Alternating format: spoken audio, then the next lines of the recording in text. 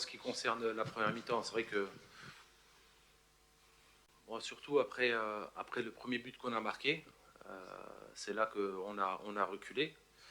Et c'est ce qu'il ne fallait pas faire. Donc,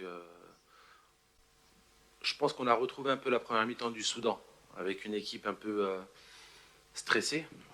Parce que les quarts de finale, comme je le disais avant, c'est complètement différent. Après, pour les changements, comme je vous l'ai dit, tous les joueurs que j'ai fait rentrer, à part Melisa Guedraoui, les autres ils étaient blessés. Adam, il avait un problème à l'adducteur. Il fallait demander des efforts défensifs, donc il n'aurait pas tenu.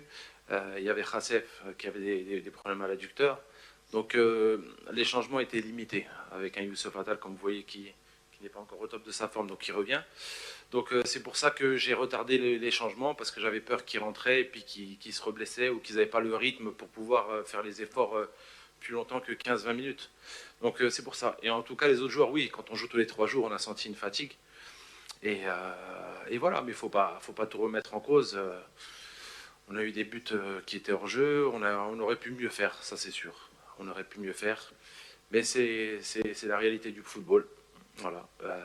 Les Émirats ont eu l'occasion d'avoir une action sur un centre de 25 mètres, ils l'ont mis dedans. Mais à part ça, à part des longs centres ou des coups francs, on n'a pas trop été en danger. On a eu des petites situations, celle pendant les prolongations où Benzia récupère la balle qu'il a donné à Yacine. Et voilà, c'est le football, et puis quand on perd, on peut revenir sur plein de choses. Mais alhamdoulilah.